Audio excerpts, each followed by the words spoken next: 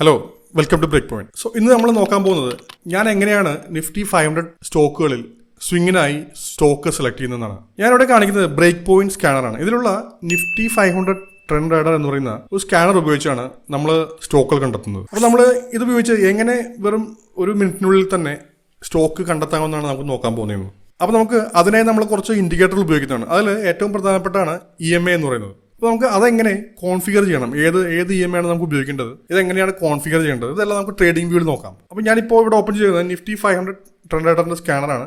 അപ്പോൾ നമുക്ക് Nifty 500 trend rider സ്കാനറിൽ റീസെന്റ് ബൈ സിഗ്നൽസും റീസെന്റ് സെൽ സിഗ്നൽസും കാണിക്കുന്നുണ്ട്.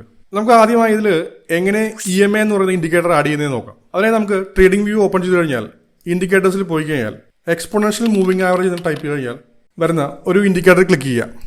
അതിൽ ക്ലിക്ക് ചെയ്തതിന് ശേഷം നമുക്ക് അതിൻ്റെ സെറ്റിംഗ്സ് എടുത്തു കഴിഞ്ഞാൽ അതിൽ ബൈ ഡിഫോൾട്ട് വരുന്നത് 9 ആയിരിക്കും. ഈ 9 മാറ്റി നമ്മൾ 20 എന്ന് സെറ്റ് ചെയ്യുന്നു. അതിനുശേഷം ഓക്കെ അടിച്ചു കഴിഞ്ഞാൽ ആ സെറ്റിംഗ്സ് അവിടെ അപ്ലൈ ആവുന്നതാണ്. അതിനുശേഷം നമുക്ക് സേവ് ചെയ്യാം ആ കോൺഫിഗറേഷൻ ആ ചാർട്ടിൽ. നമുക്ക് അതിനുശേഷം നിഫ്റ്റി 500 ട്രെൻഡ് റൈഡറിലേക്ക് വരുമ്പോൾ ലേറ്റസ്റ്റ് സിഗ്നൽ വെച്ച് ഒന്ന് സോർട്ട് ചെയ്ത് കഴിഞ്ഞാൽ ഏറ്റവും അടുത്ത് വന്ന ബൈ സിഗ്നൽസും സെൽ സിഗ്നൽസും കാണിക്കുന്നു. നമുക്ക് ഏറ്റവും അവസാനം വരുന്ന ഒരു ബൈ സിഗ്നൽ എന്ന് പറഞ്ഞാൽ GMDC ലിമിറ്റഡിലാണ്. അത് നിഫ്റ്റി 500ലാണ് എന്ന് പറയുന്ന സെക്ടറിലാണ് വരുന്നത്. ബൈ ആണ് കാണിക്കുന്നത്. നമുക്കത് ലാസ്റ്റ് സെൽ സിഗ്നൽ വന്നത് അതെന്താണെന്ന് കാണിക്കുന്നുണ്ട്. അത് ഒരാഴ്ച മുമ്പ് നമുക്ക് ലാസ്റ്റ് ഇതിൽ സെൽ സിഗ്നൽ വന്നിരുന്നു. അതിനുശേഷം വീണ്ടും ബൈ വരുന്നത് 18-ാം തീയതിയാണ്. ഈ ഒരു സിമ്പിൾ കാണിക്കുമ്പോൾ ഇത് സ്റ്റേജ് 2 സ്റ്റോക്കാണോ എന്ന് അവിടെ തന്നെ നമുക്ക് മനസ്സിലാക്കാൻ സാധിക്കുന്നു. സ്റ്റേജ് 2 നിങ്ങൾക്ക് അറിയാലോ. സ്റ്റേജ് 2 ആണെങ്കിൽ ഓൾറെഡി ഒരു അപ് ട്രെൻഡിലുള്ള സ്റ്റോക്കാണ്. അതായത് ഹയർ ഹൈ എന്ന് പറയുന്ന ഒരു പാറ്റേണിൽ മേക്ക് ചെയ്തിട്ട് അപ്പ് സൈഡിലേക്ക് പോകുന്ന സ്റ്റോക്കാണ്. അപ്പോൾ ആ ഡീറ്റെയിൽസ് നമുക്ക് ഓൾറെഡി ഇവിടെ വന്നു കഴിഞ്ഞു. സ്റ്റേജ് 2 ഉള്ള സ്റ്റോക്കാണിത്. നമുക്കിനി ചാർട്ട് നോക്കാം. 18-ാം തീയതി നമുക്ക് വന്ന മൂവ് എന്ന് പറയുന്നത് ഏകദേശം നല്ലൊരു മൂവാണ് വന്നേക്കുന്നത്.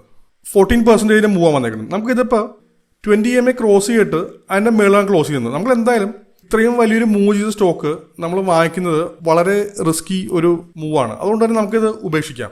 നമുക്ക് അടുത്ത ബൈ വന്നത് ഇന്ത്യൻ ഹോട്ടൽസിനാണ്. അത് ഒരാഴ്ച മുമ്പ് അതിൽ സെല്ല് വന്നാണ്.